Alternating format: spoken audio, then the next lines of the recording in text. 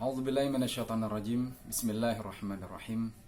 Assalamualaikum warahmatullahi wabarakatuh. Rekan-rekan sekalian, alhamdulillah pada kesempatan yang berbahagia ini kita bisa ketemu lagi meneruskan ngobrol santai ataupun ya kajian ringan-ringan lah ya seputar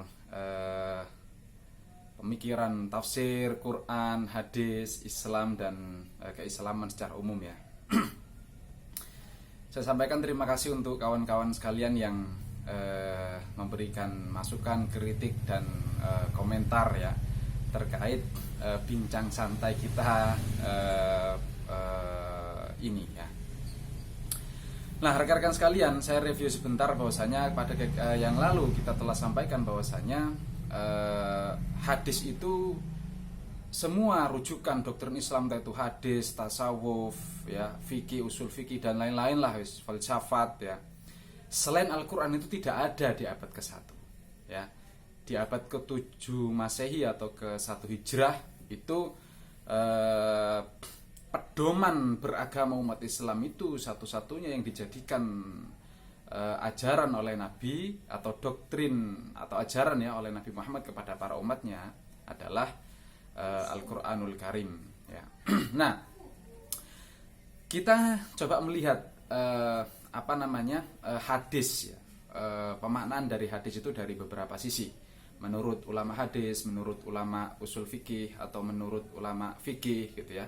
Mengenai hadis itu, secara bahasa sebenarnya hadis itu adalah terkait dengan berita ya. Terkait dengan berita, tentu saja hadis itu nama adalah berita gitu. Berita. Kalau itu hadis Nabi, ya hadis Nabi itu maksudnya berita atau cerita tentang Nabi. Ya. Berita atau cerita tentang Nabi yang ditulis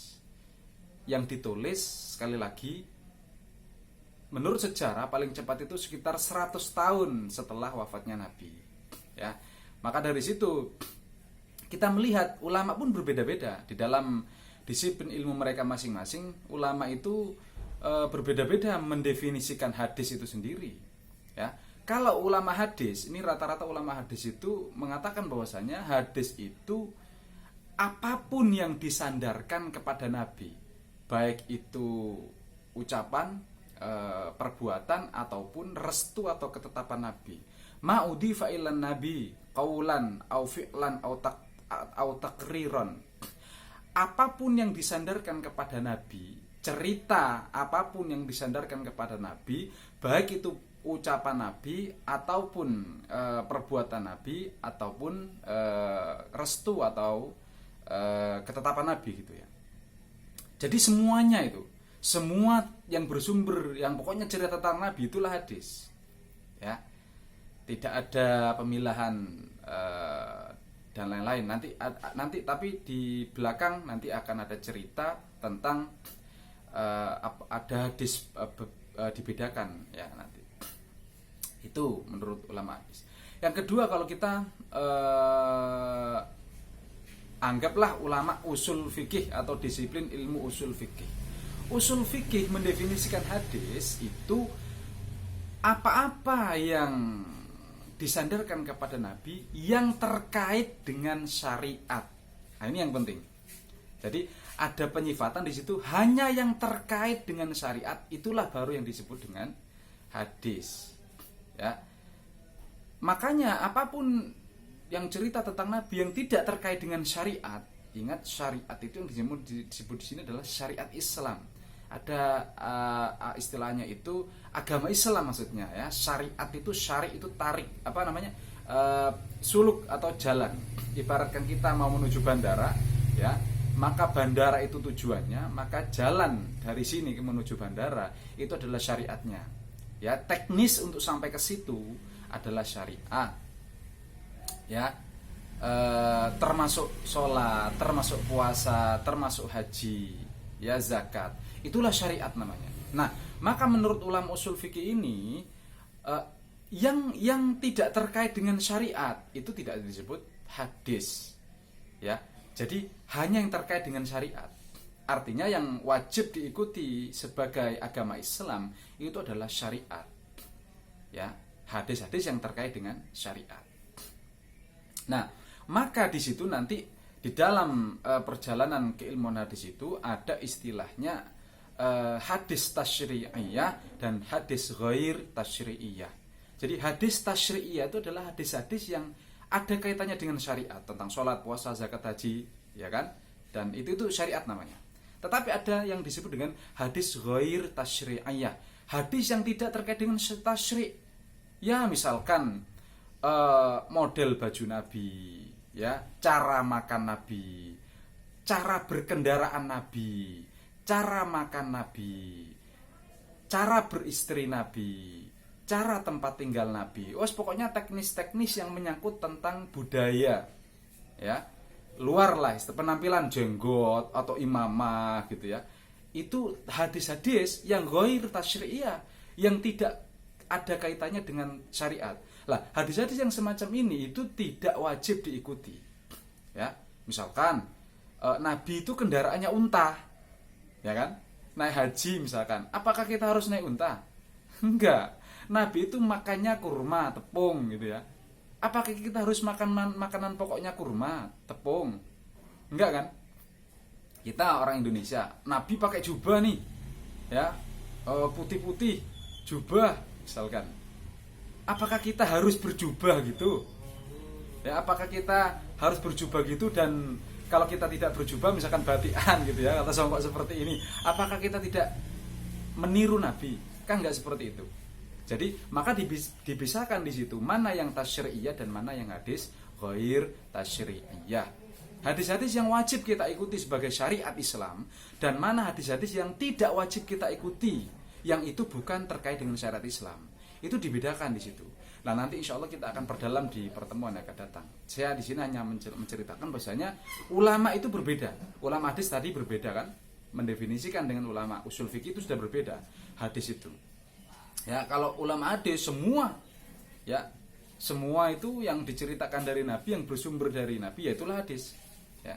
Tetapi kalau ulama usul fikih, tidak semua yang bersumber dari Nabi itu bermuatan syariat, bermuatan tasyri'iyah, tidak seperti itu, ya kan. Nah, sekarang kita misalkan masuk ke terminologi hadis versi fikih. Hadis atau sunnah, ya, nanti kita akan coba memilah ya. Ulama itu cenderung menyamakan langsung antara hadis dengan sunnah gitu. Padahal ini adalah dua substansi yang berbeda sebenarnya. Nanti kita akan ceritakan. Begini dulu, sunnah ini versi fikih ya.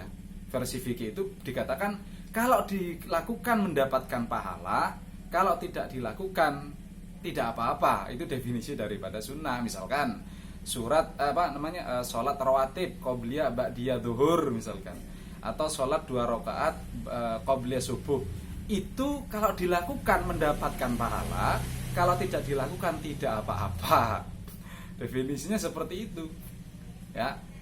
Artinya sudah berbeda ini.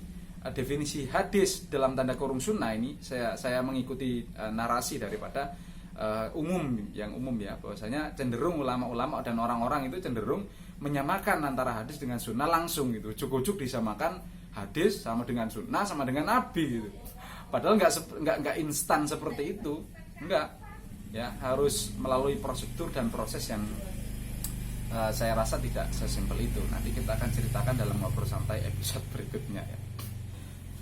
Rekan-rekan sekalian, saya hanya ingin menunjukkan kepada kita semua bahwasanya ulama pun itu berbeda-beda mendefinisikan apa itu hadis atau sunnah, ya kan? Secara istilah maksudnya. Ulama hadis ya berbeda dengan ulama usul, berbeda dengan ulama fikih gitu. Ya. Mereka berbeda-beda dalam menyikapi hadis itu. Kenapa? Ya karena hadis itu memang macam-macam gitu ya. Cerita tentang Nabi itu kan ya mustahil kalau kita contoh semuanya gitu. Mustahil. Kenapa?